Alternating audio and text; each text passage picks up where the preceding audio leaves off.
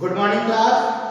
कक्षा 12वीं कॉमर्स का विषय व्यवसाय अध्ययन का अध्याय 9 वित्तीय प्रबंध चैप्टर चल रहा था, जिसका आज 4th क्लास है। 3rd क्लास में मैंने वित्तीय नियोजन और पूंजी संरचना के बारे में बताया था। आज हमारा 4th क्लास है और इसमें हम लोग पूंजी संरचना के गुण, मतलब पूंजी संरचना में किन किन बातों को ध्यान देना है, अर्थात उसके गुणों के बारे में पढ़ेंगे। तो गुणों के बारे में मैं बताता हूं। जैसे बोलता है, एक कंपनी को इस प्रकार की पूंजी संरचना का निर्माण करना चाहिए जिससे कंपनी के उद्देश्य की सरलतापूर्वक पूर्ति हो सके। आप अपने पूंजी का जो निर्माण करोगे, चाहे अंशों के माध्यम से करो, चाहे ऋण पत्रों के माध्यम से करो, है ना। तो जिसके भी माध्यम से आप यदि पूंजी संरचना का निर्माण अपनी कंपनी के करते हो, तो इस प्रकार व्यवस्था करो कि आपके जो उद्देश्य है कि हमको कहां-कहां पर सामान खरीदना है, किन-किन माध्यमों से हमारा पैसा खर्च होगा, किस प्रकार के व्यय करेंगे, क्या हमारा इस महीने कितना रुपए का खर्च किया जा सकता है, भविष्य में यदि कोई समस्या आती तो हम इसका निपटारा पैसे के माध्यम से किस प्रकार कर सकते हैं। इन सभी उद्देश्यों को ध्यान में रखकर ही आपको क्या करना पड़ेगा, अपनी पूंजी का निर्माण करना पड़ेगा। आगे बोलता है, कंपनी को आदर्श पूंजी संरचना की स्थिति का चुनाव करना चाहिए। एक पूंजी संरचना सभी कंपनियों के लिए सभी समय में आदर्श नहीं हो सकती। सामान्य एवं आदर्श पूंजी संरचना के निम्न गुण हैं। पहला बोलता है सरलता। कंपनी का पूंजी ढांचा प्रारंभ में एकदम सरल होना चाहिए। सरलता तात्पर्य है कि प्रारंभ में कम प्रकार की प्रतिभूतियों के धन संग्रह किया जाए। जैसे आप यदि अपना व्यवसाय को प्रारंभ करते हो, तो ऐसी स्थिति में यदि आप किसी व्यक्ति को बोलो मेरी कंपनी में पैसा लगाओ, और उसको बोल दो कि 50 करोड़ रुपए आप मेरी कंपनी में पैसा लगा दो, या ज्यादा पैसे का मांग कर दो, तो वो कभी आपकी कंपनी में पैसा नहीं लगाएगा। किंतु अगर उसको सरलता से धीरे धीरे बोलो कि आप पहले 1 लाख रुपए, है ना, जितना आपसे हो सके उतना पैसा हमारी कंपनी में लगाओ, फिर धीरे धीरे आपको जैसे जैसे पैसे की आवश्यकता पड़ती जाएगी, आप धीरे धीरे कंपनी में, अर्थात जब कंपनी में जनता पैसा लगाती है तो वो कम पूंजी से पैसा लगाना प्रारंभ करते हैं। वो चाहते हैं कि हमारा जो पैसा है वो व्यवसाय में, कंपनियों में डूबे नहीं और उसका लाभ हमको एकाएक मिलता है। जब धीरे धीरे कंपनी में पैसा लगाते हैं और उसका लाभांश उसको मिलता होता है, तब धीरे धीरे जनता क्या करती है, अपनी पूंजी को बढ़ाती है। इसी तरीके से आपको जो पूंजी का निर्माण करना है, एकाएक नहीं करना, अर्थात धीरे धीरे पूंजी संरचना का निर्माण करना है। यदि प्रारंभ में अनेक प्रकार के धन एकत्र किया जाए तो उसे प्रस्ताव में प्रति विनियोजकों के मन में संदेह पैदा हो जाता है। दूसरा, लोचदारता। आप ऐसा पूंजी संरचना का निर्माण करो कि आपकी आवश्यकता के अनुसार उसको आप बदल सको। बोलता है, पूंजी ढांचा इस प्रकार होना चाहिए जो व्यवसाय में बढ़ती हुई आवश्यकताओं के लिए भविष्य में वित्त प्राप्त किया जा सके। कम पूंजी आवश्यकता होने पर पूंजी अथवा कोष को कम करने की संभावना भी होनी चाहिए। जैसे मैंने आपको एक बार बताया था कि हर एक कंपनी अपने व्यवसाय के भविष्य में कोई घटना घट जाए या कोई समस्या पैदा हो जाए या ऐसी स्थिति हो जाए, उसके लिए कंपनी अपने संचय या प्रावधान करके रखती है। तो आप हर साल अगर 10% प्रावधान करते हो और अनावश्यक स्थिति में यदि कंपनी को हानि हो जाए, तो उस स्थिति में आप जो प्रावधान है उसको आप कम कर सको, अर्थात बदल सको। लोच होना चाहिए, है ना। अगला होता है पूर्ण उपयोग।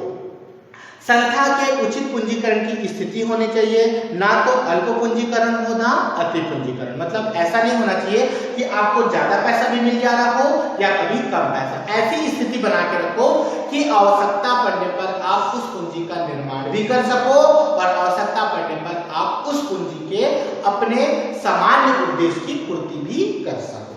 अगला बोलता है पर्याप्त तरलता। पर्याप्त तरलता मतलब होता है आप ऐसे पूंजी संरचना के निर्माण करो या आप ऐसी संपत्तियों का निर्माण करो जो आपके आवश्यकता पड़ने पर आप उसको रोकड़ में परिवर्तन कर सको। जैसे हम लोग बहुत सारी कंपनी के भवन, भूमि खरीद के, प्रॉपर्टी खरीद के रखते हैं। जब हमको जरूरत पड़ता है तो हम अपनी प्रॉपर्टी को बेचते हैं, अपनी भूमि को बेचते हैं, भवन, है ना, फर्म, ये सबको बेचकर क्या करते हैं, तरलता मतलब पैसे में परिवर्तन कर सकते हैं। उसी को बोलता है उपक्रम के स्थिर एवं तरल संपत्ति का एक उचित अनुपात निर्धारित करना चाहिए। तरल संपत्ति से तात्पर्य चल संपत्ति जैसे रोकड़, बैंक, चालू विनियोग आदि, और मिश्रित प्रकार के होने चाहिए जिससे तरलता बनी रहे। न्यूनतम लागत। पूंजी प्राप्त करने के विभिन्न साधन जैसे होते हैं तथा प्रत्येक पूंजी को प्राप्त करने में कुछ ना कुछ व्यय अवश्य होता है। जैसे आप कहीं पर अंशों का निर्गमन करते हो, आप चाहते हो कि आपकी कंपनी में जनता पैसा लगाए, तो क्या आप जनता को कैसे बताओगे कि हम अपने अंशों का निर्गमन करें? तो आपको अंशों के निर्गमन के लिए आपको इस्तिहार देना पड़ेगा, जनता को आमंत्रण करने के लिए प्रति प्रॉस्पेक्टर देना पड़ेगा, उस पर खर्च करना पड़ेगा। जब जनता आपके कंपनी में आवेदन करेंगे तो उस आवेदन से संबंधित बहुत सारे प्रपत्र को आपको जमा करना पड़ेगा, अर्थात उस नीति में, उस विधि में आपको बहुत सारे खर्च करने पड़ेंगे, पर उस खर्चों को इस प्रकार करो कि आपके व्यवसाय में ज्यादा व्यय ना हो, न्यूनतम लागत में। न्यूनतम जोखिम, अगर आपको कोई समस्या या कोई घटना घट गई हो तो उसके लिए भी कम जोखिम होनी चाहिए। उसके बाद पूंजी पर नियंत्रण, जो भी पूंजी आप अंशों पर नियंत्रण करते हो या ऋण पत्रों के माध्यम से आप उसको क्या करो, नियंत्रण करो। वैधानिकता मतलब कानून के द्वारा जितने भी आपके अनुकूल परिस्थितियां होती हैं उसके अनुरूप आपको काम करना चाहिए। तो ये तो था आपके पूंजी संरचना के गुण। अब आता है पूंजी संरचना को प्रभावित करने वाले तत्व। पूंजी संरचना को किस प्रकार प्रभावित किया जाता है इसके बारे में बताया है। पहला है आंतरिक तत्व। आंतरिक तत्व मतलब व्यवसाय की प्रकृति, आपका व्यवसाय किस प्रकार है। जैसे आपके पास पैसा तो है किंतु आपके व्यवसाय की स्थिति मतलब आंतरिक गतिविधि अच्छी नहीं होगी तो आपका पैसा ज्यादा खर्च होगा। जैसे आपके पास भरपूर पैसा है और आप लागत भी कम लगाकर अच्छा से अच्छा उत्पादन करना चाहते हो, किंतु आपके पास उत्पादन के लिए अच्छी मशीन नहीं है, अच्छे श्रमिक नहीं है, अच्छा रॉ मटेरियल नहीं है, तो आपके पास कितना भी पैसा होगा क्या अच्छा उत्पादन हो पाएगा? कभी नहीं हो पाएगा। अर्थात उस उत्पादन से आपका लागत भी ज्यादा लगेगा और जब सामान बनकर आपके बाजार में बिकने को जाएगा, विक्रय के लिए जाएगा, तो वो ज्यादा कीमत पर बिकेगा और ज्यादा कीमत पर अगर सामान नहीं बिका तो एक ऐसी स्थिति आएगी कि आपका व्यापार पानी में चला जाए। तो इसलिए आंतरिक जो व्यवस्था होती है व्यापार की, पूंजी संरचना को बहुत प्रभावित करता है। तो पहला बोलता है व्यवसाय की प्रकृति, आपका व्यवसाय किस प्रकार है, आपके व्यवसाय की स्थिति क्या है, ये सब चीज आपके आंतरिक व्यवस्था पर निर्भर करता है। दूसरा पड़ता है आय की निश्चितता एवं नियमितता। जो भी आप अपने व्यवसाय से संबंधित कार्य करते हैं तो उस कार्यों के माध्यम से आपको कितने प्रकार से आय प्राप्त होता है, क्योंकि आपको जब आय प्राप्त होगा तो आप एक पूंजी का निर्माण कर सकते हो जो भविष्य में होने वाली समस्याओं को या भविष्य में होने वाली अनिश्चितता को क्या कर सकता है, दूर कर सकता है। अर्थात आपका जो आय होगा वो निश्चित होना चाहिए कि हाँ, हमने जो पैसा लगाया है, पैसा जो खर्च किया है, जो पूंजी संरचना के लिए हम लोगों ने पूंजी को एकत्र किया है, उस पर आय हमारा निश्चित है और नियमित है। नियमित से मतलब है निरंतर हमको मिलता रहे। इस प्रकार का आपका व्यवसाय में कार्य होना चाहिए। तीसरा बोलता है भावी योजनाएं। आपको अपने योजनाओं के अनुरूप ही कार्य करना चाहिए। अब जैसे आप लोगों ने योजना बनाया था, हम यहाँ से सामान खरीदेंगे, इन व्यक्तियों को सामान बेचेंगे, इस प्रकार से हम अपनी योजना के अनुरूप ही हम कार्य करते हैं। अगर आप अपनी योजना बनाकर व्यवसाय में काम करोगे तो जो भी पूंजी संरचना में आय प्राप्त होगी, जो नियमित होगी, निश्चित होगी, वो एकाएक आपके पास हमेशा बना रहेगा और जिससे क्या बोलते हैं अपव्यय नहीं होगा, जिसको बोल सकते हैं आप अनावश्यक खर्च नहीं होगा, क्योंकि आप योजना के अनुसार ही काम करें। हो सकता है भविष्य में कुछ ऐसी घटना घट जाए जब जाकर आपका पैसा ज्यादा लग जाए, अर्थात खर्च ज्यादा हो जाए, लागत में अधिक हो जाए, किंतु योजना के अनुरूप यदि आप काम करते हो तो आपको अनावश्यक खर्च नहीं होगा और अनावश्यक खर्च नहीं होगा तो जो आपका पूंजी संरचना है, पूंजी ढांचा है, वो निरंतर और निश्चित रहेगा। अगला पॉइंट होता है परिचालन अनुपात। परिचालन अनुपात से मतलब है आपके लागत कितना खर्च, जैसे एक सामान बनने में आपका खर्च कितना आ रहा है ना, आपका लागत कितना, आपका जो सामान है उसको बनने में कितना रुपए खर्च आता है और उसकी लागत क्या है। परिचालन का मतलब है निरंतर जो हम खर्च करते हैं, विक्रय व्यय है ना, कारखाना व्यय, सामग्री व्यय, ये सब परिचालन व्यय के अंतर्गत आता है। अर्थात हमको सामान बनाने में निरंतर कितना खर्च आता है, इसके आधार पर भी हम पूंजी संरचना का निर्माण करेंगे। अब आप 1 लाख रुपए आप लगा देते हो, किंतु लागत आपका अधिक लग गया और सामान का उत्पादन भी अच्छा नहीं हुआ और उत्पादित सामान की कीमत भी ज्यादा है, तो ऐसी स्थिति में आपका जो परिचालन लागत होगा वो खराब होगा।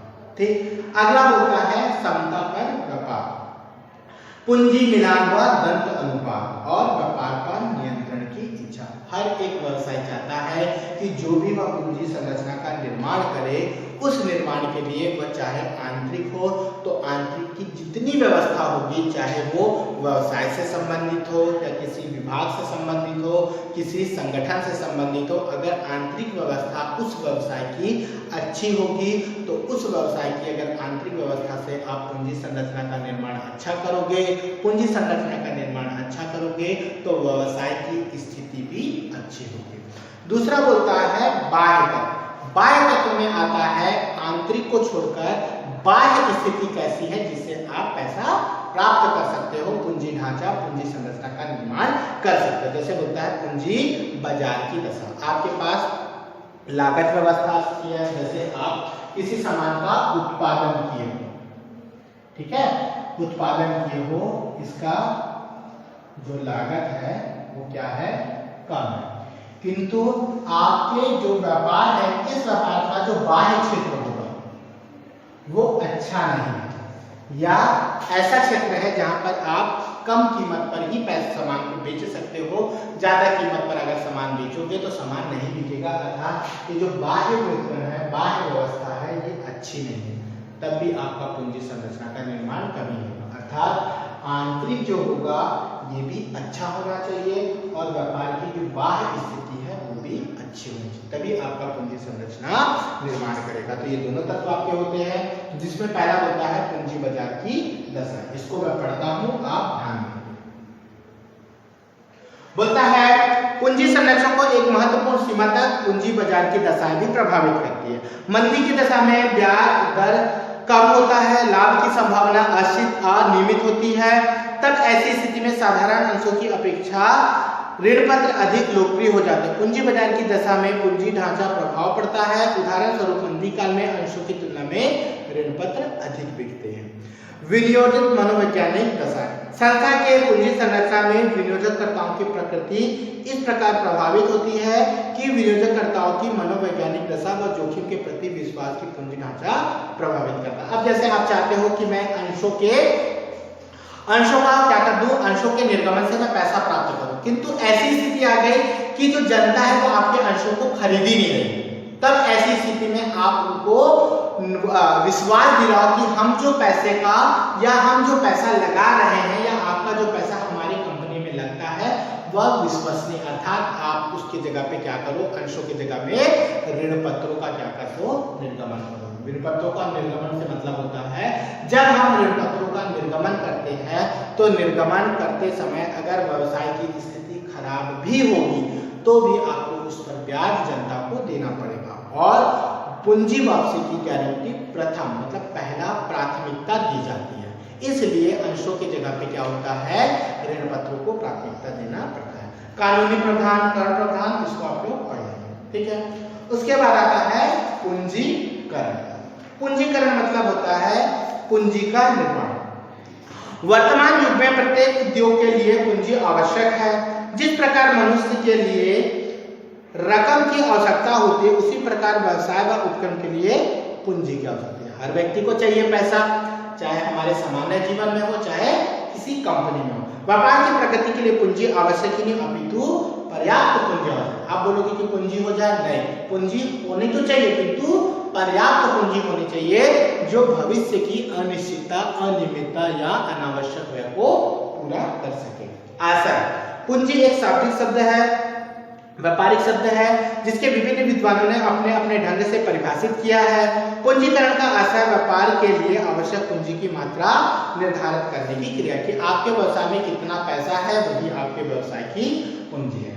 गशबन के अनुसार बोलता है व्यवहारिक दृष्टिकोण से पूंजीकरण का तात्पर्य व्यापार के लिए नियमित रूप से लगाई गई कुल पूंजी का मूल्य है कि आप अपने व्यवसाय में कुल कितना पैसा लगाए हो, चाहे वह संपत्ति के रूप में हो चाहे रोकड़ के रूप में, कुल मिलाकर आपके पास पास कितनी संपत्ति आपके व्यवसाय में लगी है वही व्यवसाय की कुल पूंजी कहलाती है। ठीक है। पूंजीकरण के प्रकार, तो पूंजीकरण के दो प्रकार होते हैं, पहला अति पूंजीकरण और दूसरा अल्प पूंजीकरण। अति पूंजीकरण और अल्प पूंजीकरण। तो सबसे पहला पॉइंट है अति पूंजीकरण। क्लियर? तो इसको हम लोग नेक्स्ट क्लास में पढ़ेंगे। ठीक है। अति पूंजीकरण और अल्प पूंजीकरण। अब कुछ बता रहा हूं, जैसे वित्तीय प्रबंध के बारे में मैंने बताया था कि किसी भी व्यवसाय के लिए वित्त मतलब पैसा, मुद्रा या पूंजी का निर्माण करना, जो पूंजी की व्यवस्था करना। वित्त पूंजी मतलब पूंजीकरण के वित्तीय प्रबंध के अंतर्गत आता है। इसमें हम लोगों ने वित्तीय नियोजन के बारे में पढ़ा, वित्तीय नियोजन के गुणों के बारे में पढ़ा, पूंजी संरचना, पूंजी ढांचा के बारे में पढ़ा। ये दोनों क्वेश्चन बहुत इंपॉर्टेंट है, इसका मैं क्वेश्चन आंसर आपको भेजूंगा। इससे संबंधित जितने भी क्वेश्चन होंगे उसको आप लिखेंगे। नेक्स्ट क्लास में हम लोग कोशिश करेंगे कि हम लोग अति पूंजीकरण और अल्प पूंजीकरण को कंप्लीट करें। जितना मैंने बताया उतना क्लियर है?